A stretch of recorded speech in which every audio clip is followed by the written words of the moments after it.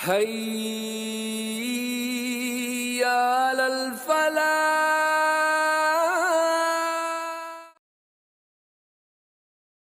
الحمد لله رب العالمين، الصلاة والسلام على سيد الأنبياء والمرسلين. فقد قال الله تعالى في القرآن المجيد والفرقان الحميد: أعوذ بالله من الشيطان الرجيم، بسم الله الرحمن الرحيم.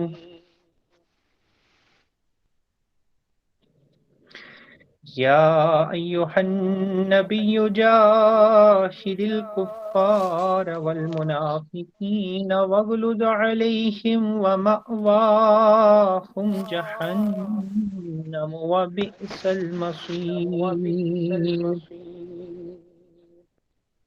يحلفون بالله ما قالوا ولقد قالوا كلمة الكفر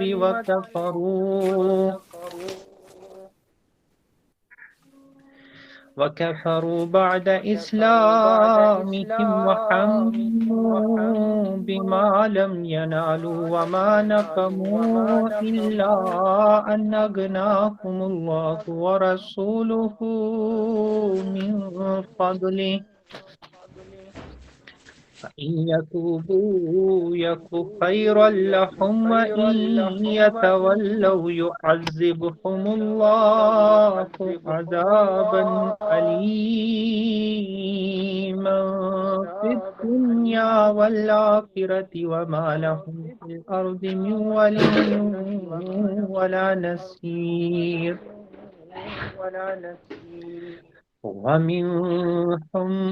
ومنهم من عاهد الله لئن آتانا من فضله لنصدقن ولنكونن من الصالحين. فلما آتاهم من فضله بخلوا به وتولوا وهم معرضون. فأعقبهم نفاقا في قلوبهم إلى يوم يلقونه بما أخلفوا الله ما وعدوه بما كانوا يكذبون. ألم يعلموا أن الله يعلم سرهم ونجواهم وأن الله علام الغيوب. الذين يلمزون المتطوعين من المؤمنين في الصدقات والذين لا يجدون إلا جهدهم فيسخرون منهم سخر الله منهم ولهم عذاب أليم.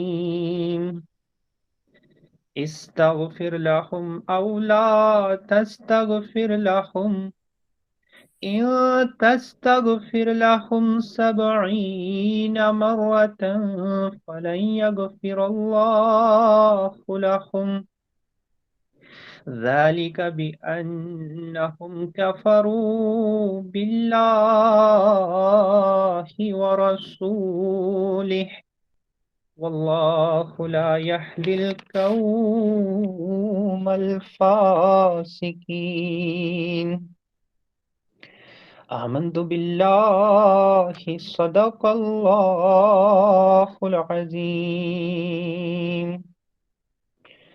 رب اشرح لي صدري ويسر لي أمري واحلل عقدة من لساني يفقهوا قولي ربي زدني علما ربي زدني علما ربنا زدنا علما وفهما ربنا زدنا علما وحلما وألهقنا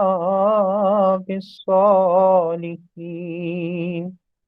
اللهم صل على سيدنا محمد وعلى آل سيدنا محمد وأصحاب سيدنا محمد وبارك وسلم عليهم. معزز و محترم ناظرین و ناظرات، السلام علیکم ورحمۃ اللہ وبرکاتہ. درس قرآن پاک کے سلسلے میں آپ کے سامنے سورہ التوبہ کا رکوع نمبر 10 تلاوت کیا گیا. رکوع نمبر 10 سے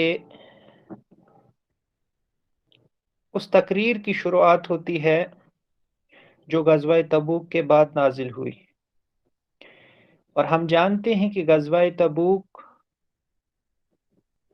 میں کچھ ایسے عناصر ظاہر ہوئے جنہیں ہم منافقین کے نام سے جانتے ہیں. یہ وہ عناصر تھے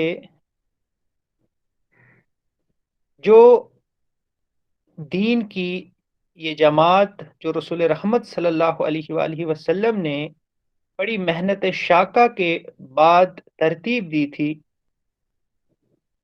یہ منافقین کی جماعت ایک دیمک کی طرح اس کے اندر کام کر رہے تھے.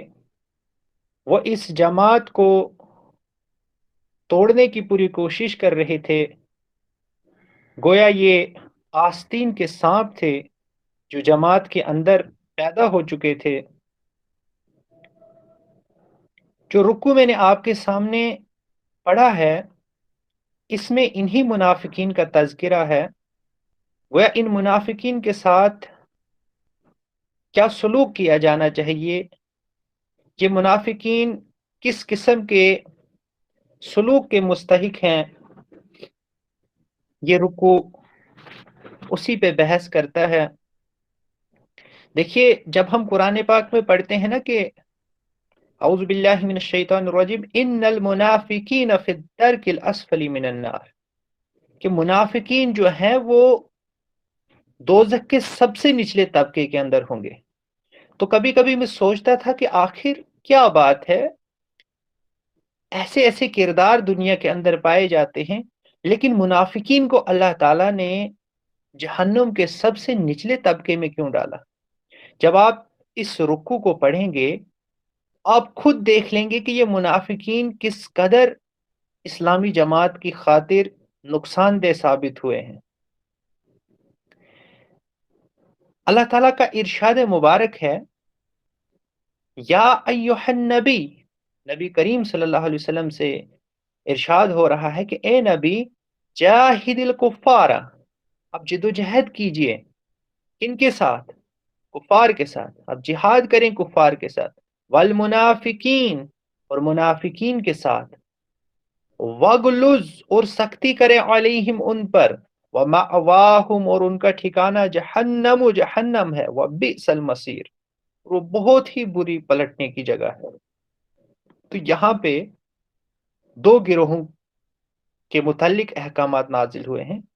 یعنی رسول رحمت صلی اللہ علیہ وآلہ وسلم کو یہ فرمایا جا رہا ہے کہ آپ کفار اور منافقین دونوں کا جو ہے وہ پوری قوت کے ساتھ مقابلہ کرو اور ان کے ساتھ سختی سے پیش آؤ.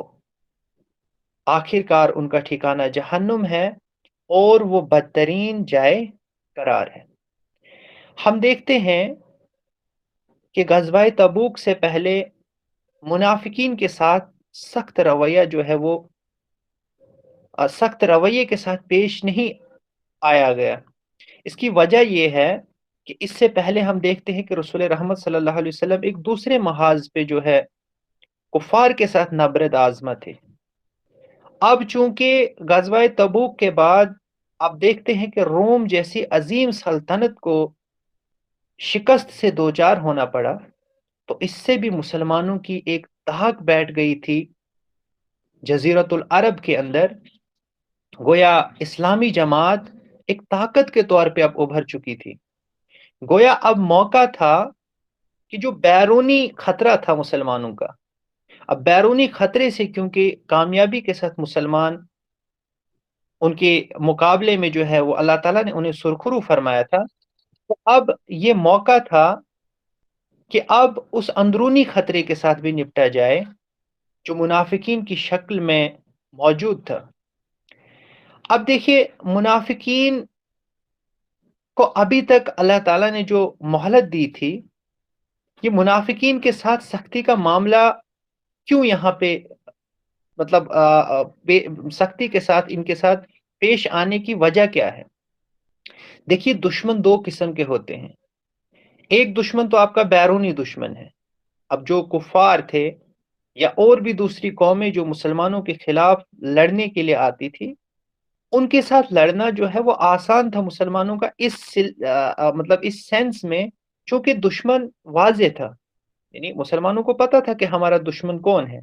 लेकिन ये मारे आस्तीन, ये आस्तीन के सांप जो इस्लामी सल्तनत की सफ़ों के अंदर सरायत किए हुए थे, जो इस्लामी जमात के अंदर थे, और जिनका और जो इस इस्लामी जमात को बहुत ज्यादा नुकसान पहुंचा रहे थे, अब वो वक्त आ चुका था कि इस अंदरूनी खतरे के साथ भी निपटा जाए।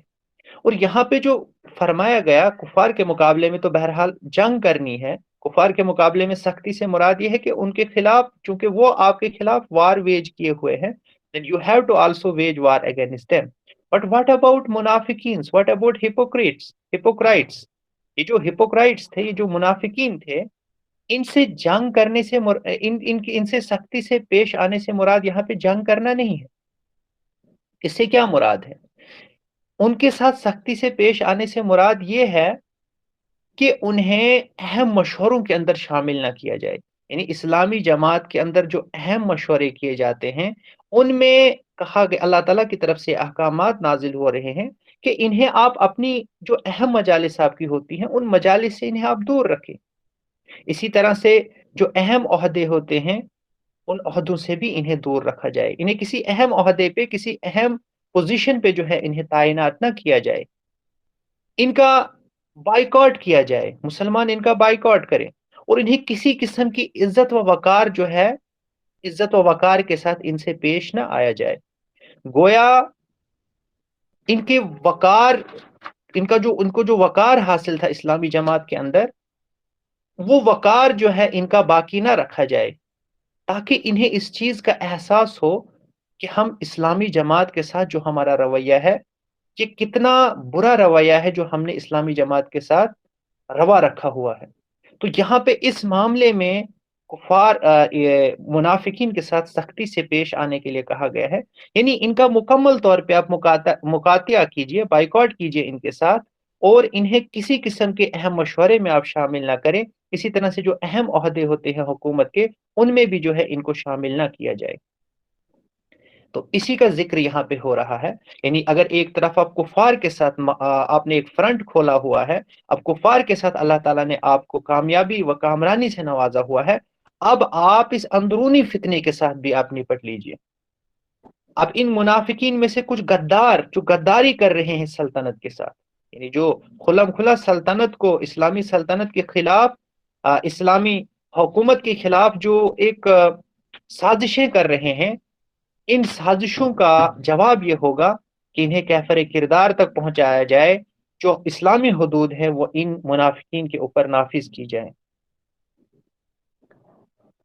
आगे अल्लाह ताला का इरशाद मुबारक है। अब ये जो अगली आयत है, ये इन्हीं मुनाफिकीन के, इनका जो आप कह सकते हैं कि बहुत ही बुरे किस्म का किरदार था, उसके ऊपर ये दलालत करती हैं।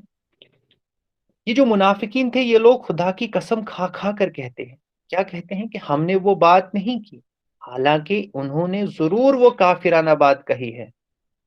اب یہ کون سی کافرانہ بات ہے؟ پہلے میں اس کی طرف آپ کی توجہ کو مبذول کرنا چاہوں گا۔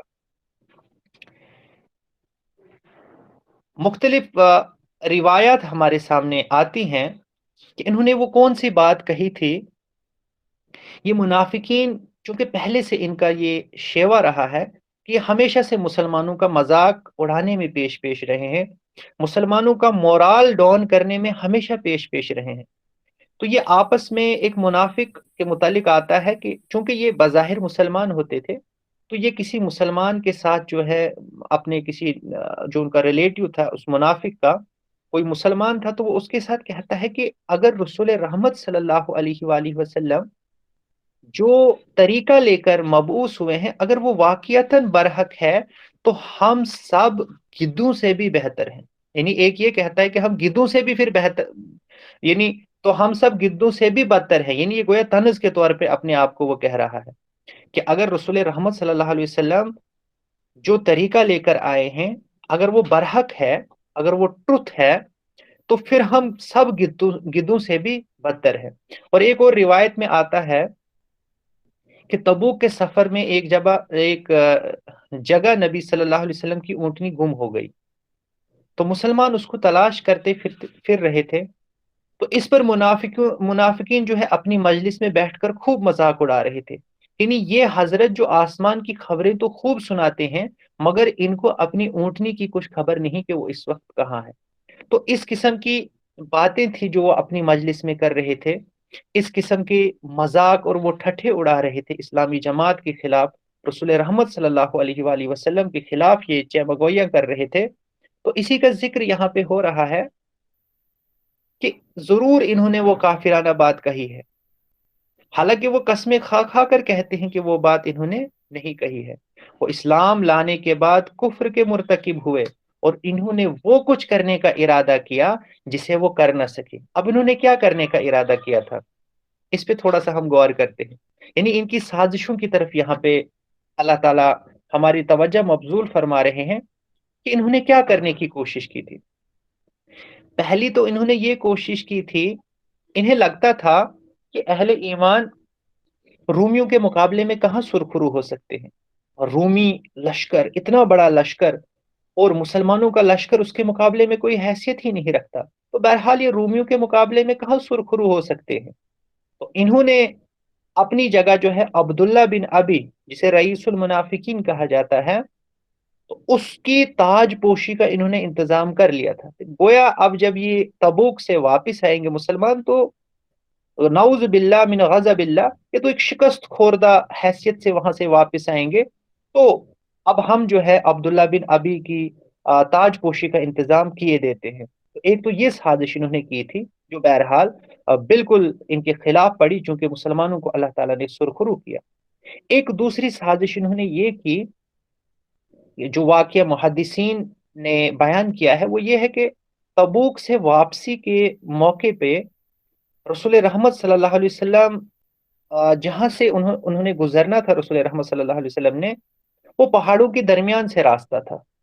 تو بعض منافقین نے اپنی جگہ یہ کانسپریسی کی، انہوں نے یہ سازش کی کہ ہم ایسا کر، کیونکہ یہ منافقین تو مسلمانوں کے ساتھ ہی تھے، انہوں نے آپس میں ساز باز کی کہ جو ہی یہ اس راستے سے پہنچیں گے، اس دشوار گزار راستے سے چلیں گے، یہ جو پہاڑوں کے بیچ سے یہ جو راستہ ہے، نعوذ باللہ من غضب اللہ، ہم رسول رحمت صلی اللہ علیہ وسلم کو کسی کھڈ میں پھینک دیں گے اور اس طرح سے ہم ان سے نجات حاصل کر دیں گے، نعوذ باللہ من غضب اللہ۔ اس طرح کی انہوں نے سازشیں ترتیب دی، لیکن رسول رحمت صلی اللہ علیہ وآلہ وسلم کے متعلق سورہ النجم میں اللہ تعالیٰ کا ارشاد مبارک ہے کہ وما ينطق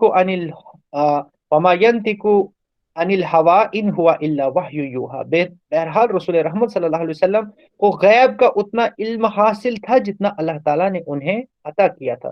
تو اللہ تعالیٰ کی طرف سے رسول رحمت صلی اللہ علیہ وآلہ وسلم کو یہ خبر دی گئی کہ منافقین آپ کے خلاف کچھ سازشیں بن رہے ہیں، کچھ انہوں نے کانسپیریسیز ترتیب دی ہے۔ تو رسول رحمت صلی اللہ علیہ وسلم علم ہوتا ہے، تو رسول رحمت صلی اللہ علیہ وسلم صرف دو صحابی ہوتے ہیں ان کو اپنے ساتھ لیتے ہیں، اور باقی سب کو یہ حکم دیتے ہیں کہ آپ کسی دوسرے راستے سے چلے جائیے۔ اور اس کی وجہ یہ تھی حذیفہ بن یمان اور حضرت عمار بن یاسر رضی اللہ تعالی عنہما، یہ دو صحابی تھے جنہیں آپ صلی اللہ علیہ وسلم اپنے ساتھ لیتے ہیں اور باقیوں کو آپ فرماتے ہیں کہ آپ دوسرے راستے سے چلے جائے۔ وہ رسول رحمت صلی اللہ علیہ وسلم کو اس واقعے کی بھنک لگ چکی تھی، اس خبر کی بھنک آپ صلی اللہ علیہ وسلم کو لگ چکی تھی کہ یہ منافقین میرے خلاف کیا کرنا چاہتے ہیں۔ تو لیکن اس کے باوجود ہوا یہ، چونکہ اب منافقین کا یہ جو کانسپیریسی ہے، یہ ان کی سازش کیونکہ یہ ناکام ہو گئی، تو 10-12 منافق جو ہے وہ پیچھے پیچھے آ رہے تھے چھپ کے، لیکن جب انہوں نے دیکھا کہ حضرت حذیفہ رضی اللہ تعالیٰ رسول رحمت صلی اللہ علیہ وسلم کی طرف آ رہے ہیں اور ان کے اونٹوں کو، اور انہیں یہ محسوس ہوا کہ اس خوف سے کہ کہیں ہم پہچان نہ لیے جائیں، تو وہ بھاگ کھڑے ہوئے۔ یعنی انہیں پتہ چل گیا کہ ہماری سازش اب ناکام ہونے والی ہے، چونکہ لشکر رسول رحمت صلی اللہ علیہ وسلم کے ساتھ نہیں تھا۔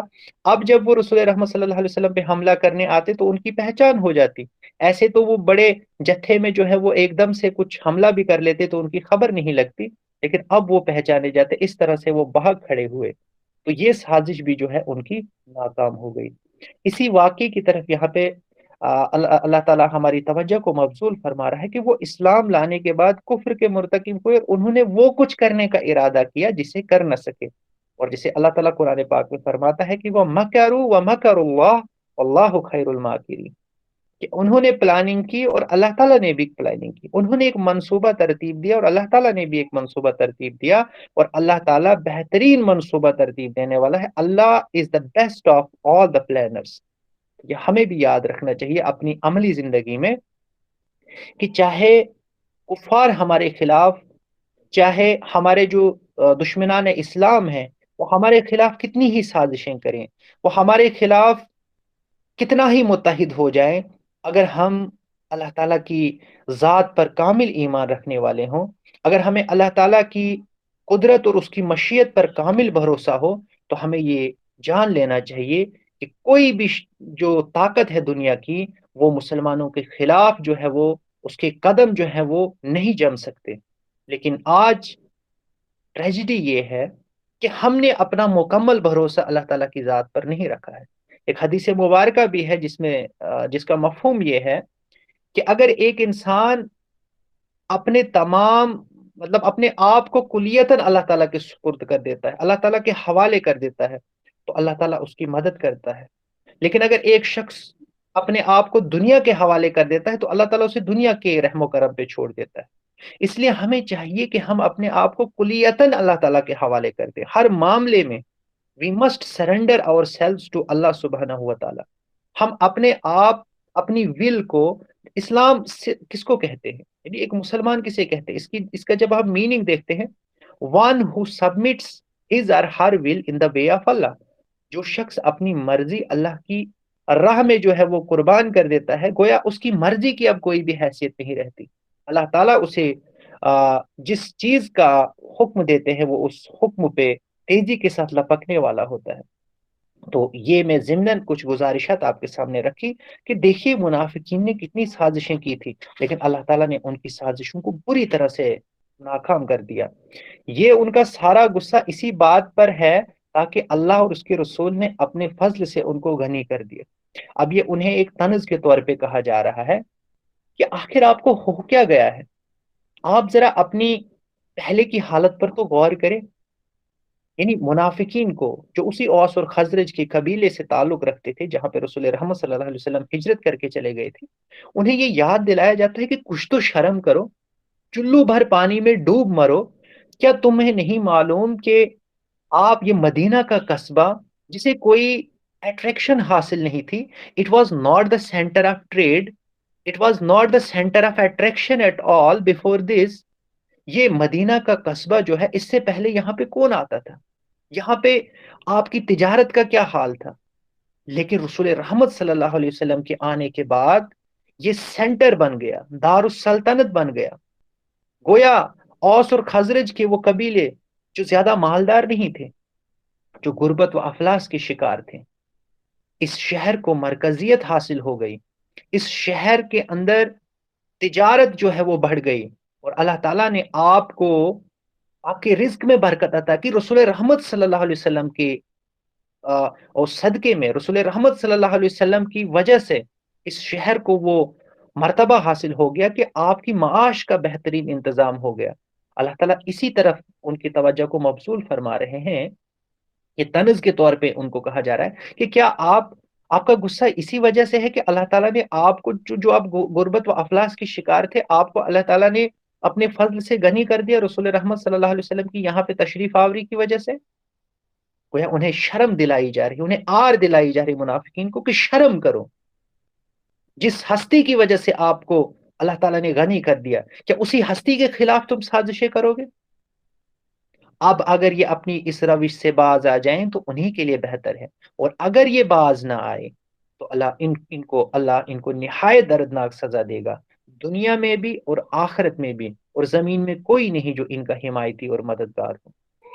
تو بہرحال یہاں تک ہی میں رکھتا ہوں اسے آج، جو اس کا دوسرا حصہ ہے وہ کل آپ کے سامنے پیش کیا جائے گا۔ اللہ تعالیٰ سے دعا ہے کہ اللہ تعالیٰ ہمیں منافقت سے ہماری حفاظت فرمائے۔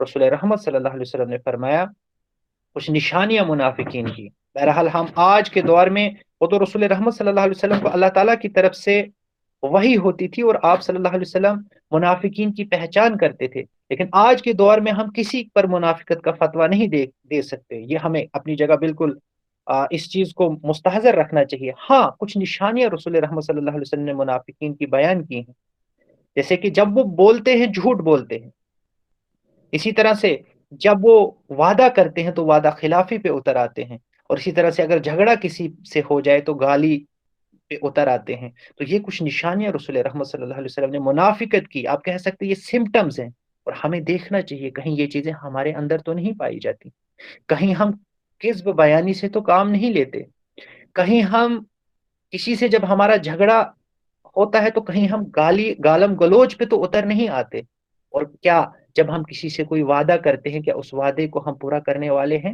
جیسے کہ رسول رحمت صلی اللہ علیہ وسلم نے فرمایا لا ایمان لمن لا عہد لہ ولا دین لمن لا امانت لہ، کہ اس کا کوئی ایمان نہیں، اس کا کوئی بھی ایمان نہیں۔ رسول رحمت صلی اللہ علیہ وسلم جب بھی خطبہ ارشاد فرماتے تھے تو اس چیز کو ضرور وہ صحابہ کرام رضوان اللہ تعالی علیہم اجمعین کے سامنے پیش کرتے تھے کہ لا ایمان لمن لا امانت لہ ولا دین لمن لا عہد لہ، اس شخص کا کوئی ایمان نہیں جس میں امانت کا پاس و لحاظ نہیں، اور اس شخص میں کوئی دین نہیں جس میں عہد و پیمان کا پاس و لحاظ نہیں۔ تو بہرحال جو عہد و پیمان کا پاس و لحاظ نہ رکھنے والا ہو تو یہ بھی نفاق کی ایک نشانی ہے۔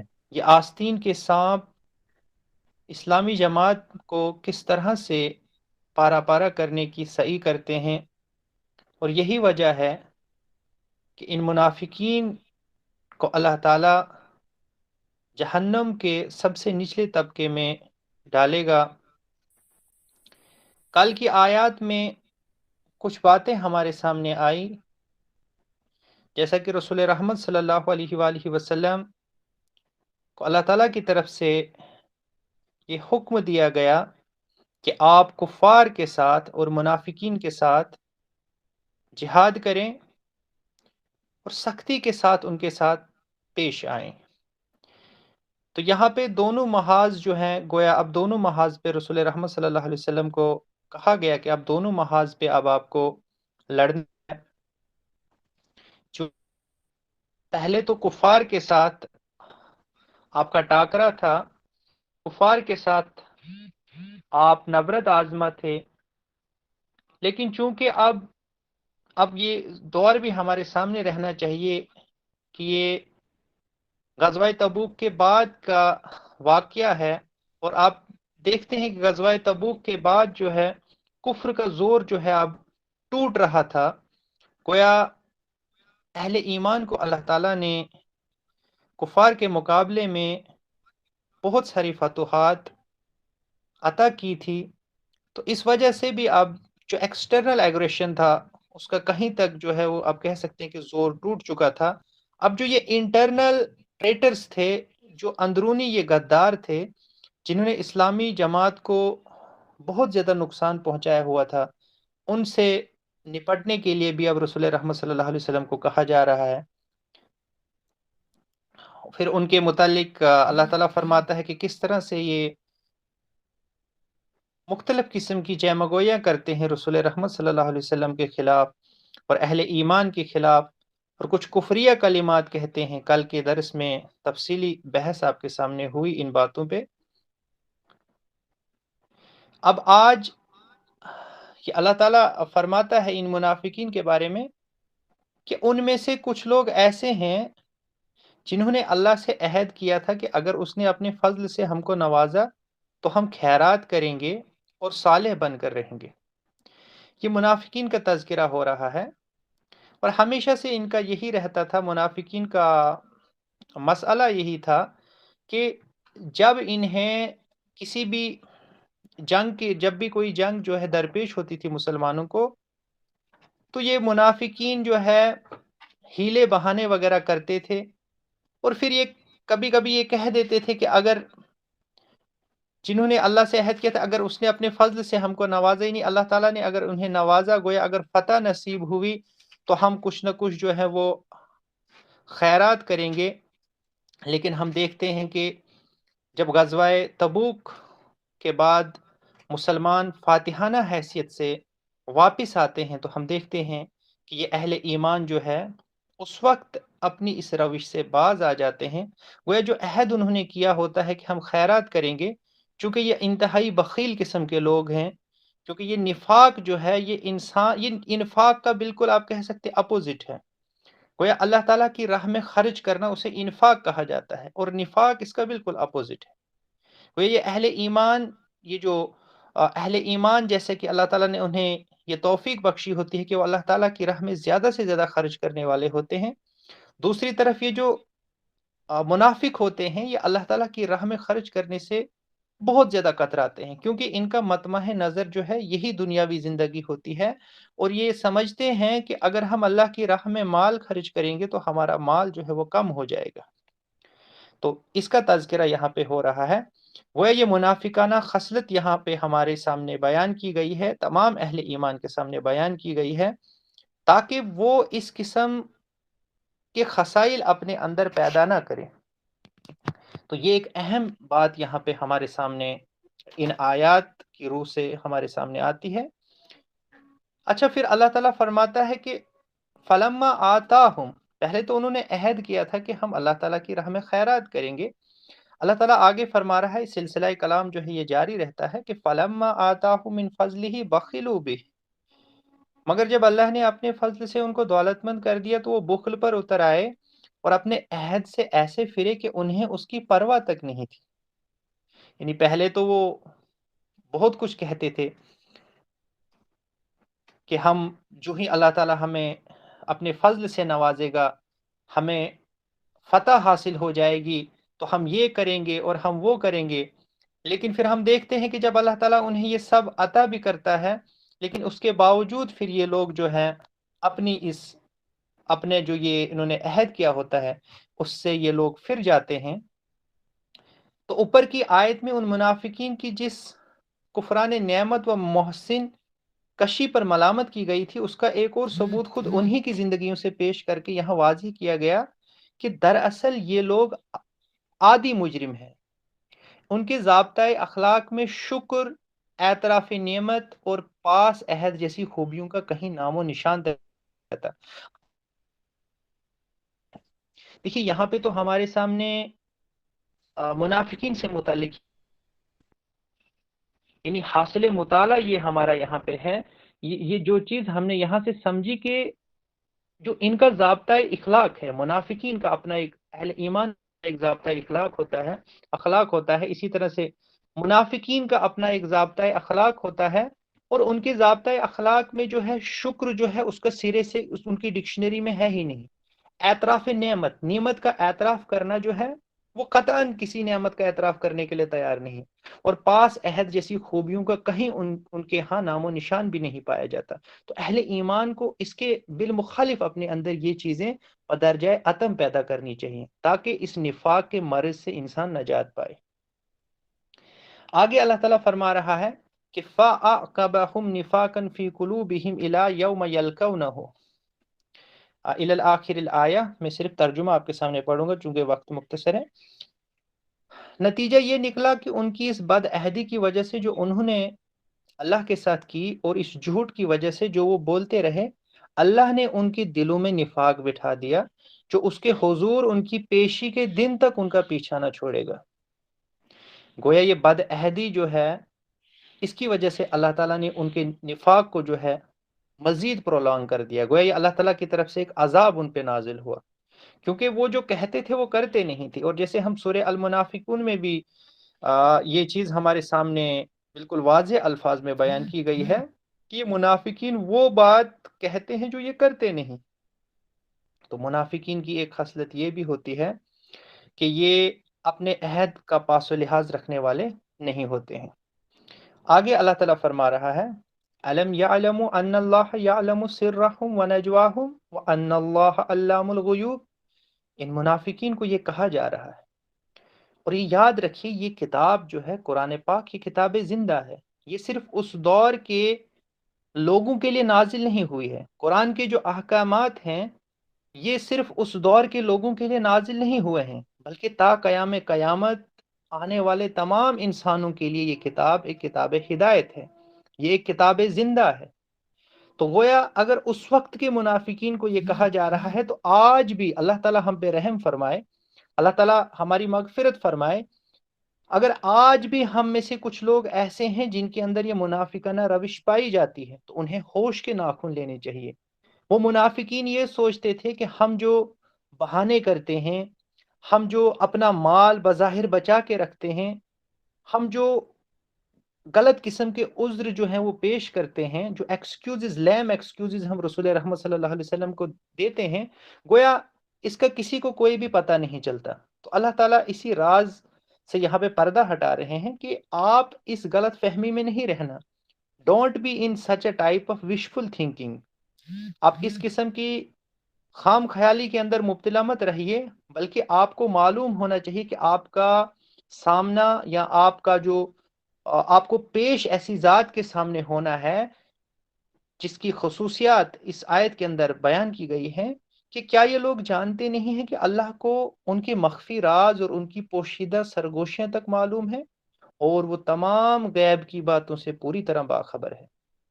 گویا اللہ تعالیٰ سے یہ اپنے جرم کو چھپانا چاہتے ہیں، جو کہ بالکل ایک ناممکن سی بات ہے، کیونکہ اللہ تعالیٰ تو ہمارے دلوں میں ابھرنے والے خیالات تک سے واقف ہے۔ ہمارے دل کے اندر ایک ادنا سی ایک جنبش بھی ہوتی ہے، یعنی وہ خیال جو ہمارے ذہن میں ہوتا ہے، دل میں جس کا خیال گزرا ہوتا ہے اور ابھی ہمارے لبوں پہ وہ بات نہیں آئی ہوتی، اللہ تعالیٰ اس بات کو بھی بخوبی جانتا ہے۔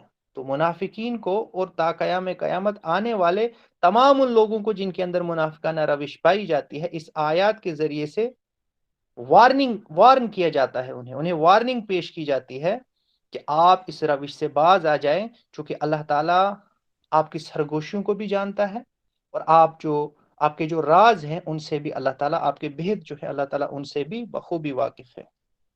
آگے اللہ تعالیٰ فرما رہا ہے وہ خوب جانتا ہے ان کنجوس دولت مندوں کو جو برازہ و رغبت دینے والے اہل ایمان کی مالی قربانیوں پر باتیں چھانٹتے ہیں، اور ان لوگوں کا مذاق اڑاتے ہیں جن کے پاس راہ خدا میں دینے کے لیے اس کے سوا کچھ نہیں ہے، وہ اپنے اوپر مشقت برداشت دیتے ہیں۔ اللہ ان والوں کا مذاق اڑاتا ہے اور ان کی دردناک سزا ہے۔ یہ جو منافقین ہوتے ہیں نا، ان کے اندر ایک اخلاقی عیب یہ بھی ہوتا ہے، اسے کہتے ہیں نہ یہ خود کرتے ہیں اور نہ دوسروں کو کرنے دیتے ہیں۔ ہوا یوں کہ غزوہ تبوک موقع پہ بھی جب اللہ تعالیٰ کی طرف سے حکم نازل ہوا، نفیر عام ہوئی کہ سبھی جو ہیں اپنی جان اللہ تعالیٰ کی راہ میں آپ کو نکلنا ہے، تو اس وقت جو ہے کچھ اہل ایمان ایسے تھے جنہیں اللہ تعالیٰ نے استطاعت عطا کی تھی، اور وہ اپنی استطاعت سے زیادہ جو ہے وہ رسول رحمت صلی اللہ علیہ وسلم کے سامنے اپنا مال پیش کرنے لگے، اپنی جان پیش کرنے لگے۔ تو اس پہ منافقین یہ مذاق اڑا رہے تھے کہ دیکھو یہ ریاکاری کر رہے ہیں، جتنا اللہ تعالیٰ نے انہیں دیا ہے اس سے زیادہ یہ اس لیے دے رہے ہیں تاکہ لوگوں میں ان کو قبول عام حاصل ہو، یہ لوگوں میں مقبول ہونا چاہتے ہیں، اسی وجہ سے دے رہے ہیں۔ اور جو بیچارے اہل ایمان ایسے تھے جو مالی طور پہ اتنے ساؤنڈ نہیں تھے، تو وہ بھی جب اللہ تعالیٰ کا حکم جب آیا، رسول رحمت صلی اللہ علیہ وسلم نے جب انہیں کہا کہ آپ اپنا مال پیش کیجئے، تو جنہیں اللہ تعالیٰ نے اتنی استطاعت عطا نہیں کی تھی، لیکن اس کے باوجود بھی وہ اپنی استطاعت سے زیادہ رسول رحمت صلی اللہ علیہ وسلم کے سامنے پیش کرنے لگے، تو ان کا یہ مذاق اڑانے لگے کہ دیکھیے آپ، ان کے پاس کچھ ہے نہیں اور چلے اللہ تعالیٰ کی راہ میں جنگ کرنے۔ تو ان کا اس طرح سے مذاق اڑانے لگے۔ گویا دونوں قسم کے لوگ، جو صاحب استطاعت تھے اور جو مالی طور پہ تھوڑے کمزور مسلمان تھے، ان دونوں کا یہ مذاق اڑا رہے ہیں۔ اور خود یہ کون سے لوگ تھے؟ یہ وہ منافقین تھے جو بظاہر جن کو اللہ تعالیٰ نے مال اور دولت عطا کی تھی۔ تو اللہ تعالیٰ یہاں پہ فرما رہا ہے کہ جو برازہ و رغبت دینے والے اہل ایمان کی مالی قربانیوں پر باتیں چھانٹتے ہیں اور ان لوگوں کا مذاق اڑاتے ہیں جن کے پاس راہ خدا میں دینے کے لیے اس کے سوا کچھ نہیں ہے، جو وہ اپنے اوپر مشقت برداشت کر کے دیتے ہیں۔ یعنی وہ جو کمزور، مالی طور پہ کمزور مسلمان تھے، وہ اپنے اوپر مشقت برداشت کر کے بھی اللہ تعالیٰ کی راہ میں کچھ خرچ کرنا چاہتے تھے، اور یہ منافقین جو ہے ان کا بھی مذاق اڑا رہے تھے۔ تو اللہ تعالیٰ فرما رہا ہے اور ان کے لیے دردناک سزا ہے۔ اب یہاں پہ رسول رحمت صلی اللہ علیہ وسلم کے متعلق ہمیں یہ چیز بالکل واضح ہونی چاہیے کہ رسول رحمت صلی اللہ علیہ وسلم رحمت للعالمین ہے، اب دونوں جہانوں کے لیے رحمت ہیں۔ وہ رسول رحمت صلی اللہ علیہ وسلم کے سامنے سے جب کسی یہودی، کسی نصرانی کا، کسی مجوسی کا جنازہ گزرتا تھا، تو رسول رحمت صلی اللہ علیہ وسلم کی آنکھیں جو ہیں وہ اشکبار ہو جاتی تھی، کیونکہ رسول رحمت صلی اللہ علیہ وسلم صرف مسلمانوں کے لیے نبی نہیں بھیجے گئے، بلکہ آپ تمام انسانیت کے لیے بحیثیت رسول بھیجے گئے۔ اس لیے رسول رحمت صلی اللہ علیہ وسلم کسی بھی انسان کے اوپر جب کوئی بھی آفت آتی تھی، کسی بھی انسان کے اوپر دنیاوی طور پہ بھی اگر وہ کسی مصیبت کا شکار ہوتا تھا، انسانوں کی تو آپ بات ہی چھوڑیے، آپ صلی اللہ علیہ وسلم کو دیکھ کر تو جانور بھی جو ہے اشکبار ہو جاتے تھے۔ کوئی جانوروں کو بھی امید وابستہ ہے رسول رحمت صلی اللہ علیہ وآلہ وسلم کے ساتھ۔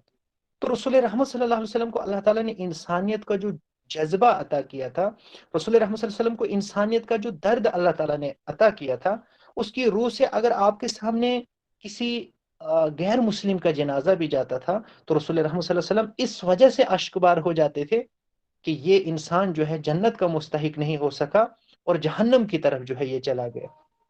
یہ ہمارے لیے ایک لمحہ فکریہ ہے کہ کیا آج ہمارے جو غیر مسلم بھائی مطلب ایمان نہ ہونے کی حالت میں اس دنیا سے چلے جا رہے ہیں، کیا ہمیں اس چیز کی تھوڑی سی بھی فکر ہے؟ غیر مسلموں کی تو آپ بات ہی چھوڑیے، ہم تو خود اپنی اصلاح نہیں کر پا رہے، ہم تو خود اپنی مغفرت کی دعائیں نہیں مانگتے۔ کس قدر بد نصیب لوگ ہیں ہم، ہمیں اس چیز پہ غور کرنا چاہیے۔ ایک طرف ہمارا یہ رویہ ہے اور دوسری طرف جو ہمارے آئیڈیل ہیں، جن کے متعلق قرآن پاک میں اللہ تعالیٰ فرماتا ہے کہ لَقَدْ كَانَ لَكُمْ فِي رَسُولِ اللَّهِ أُسْوَةٌ حَسَنَةٌ، ان کا کیا معاملہ ہے کہ وہ ان منافقین کے لیے بھی اللہ تعالیٰ سے مغفرت فرما رہے ہیں۔ کن منافقین کے لیے؟ جو آستین کے سانپ ہیں۔ کن منافقین کے لیے؟ جو اسلامی جماعت کو توڑ رہے ہیں۔ کن منافقین کے لیے؟ جو اہم موقع پہ اسلامی لشکر سے الگ ہو رہے ہیں۔ کن منافقین جانا چاہتے ہیں؟ بھی ایک نرم گوشہ رکھتے ہیں، اس وجہ سے وہ اسلامی جماعت کے اندر بدنظر، اس وجہ سے کیونکہ وہ ان کا درد رکھتے ہیں کہ اس دنیا میں تو جیسے تیسے ان کی زندگی گزر جائے گی، لیکن آخرت کا جو آخرت ہوگی تو وہاں پہ ان کا چھوٹنا جو ہے انتہائی مشکل ہے۔ تو اللہ تعالیٰ عبداللہ بن ابی رئیس المنافقین کے متعلق علیہ وسلم نے اسے بھی جو ہے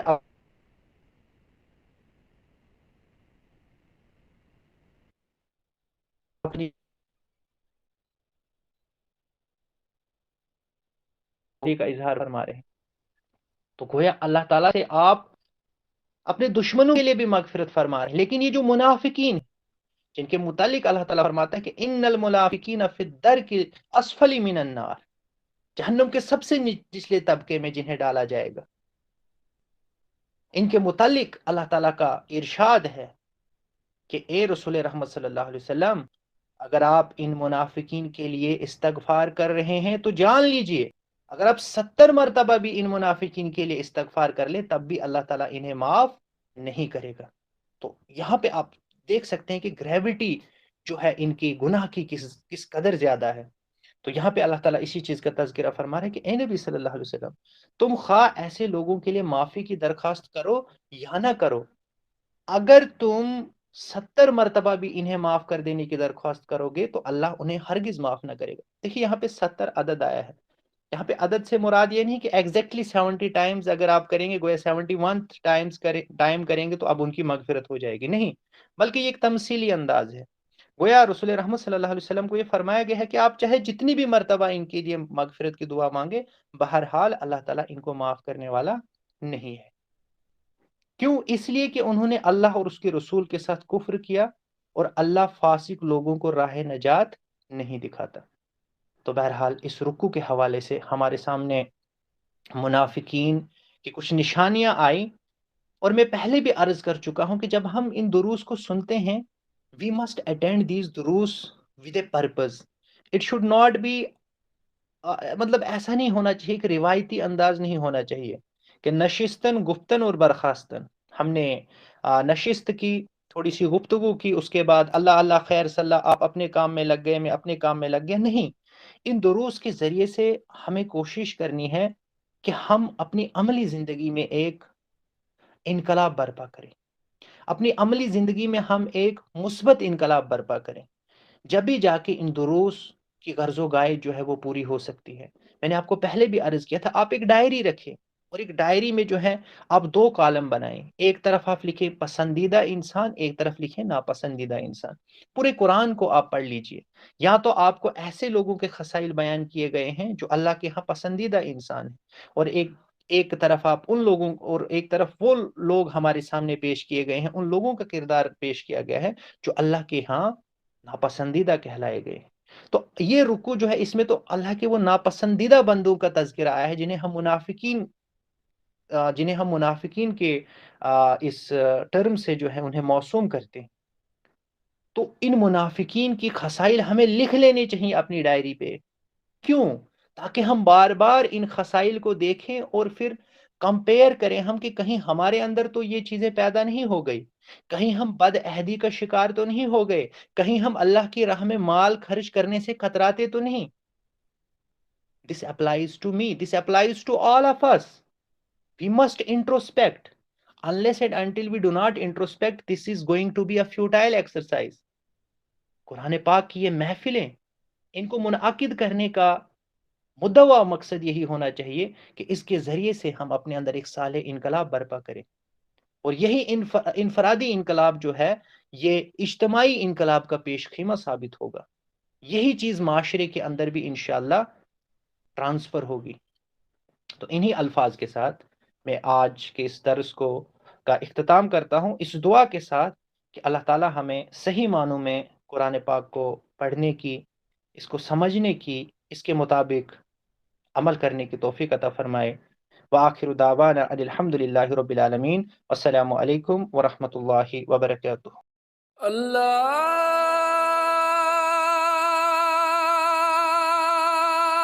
اکبر، اللہ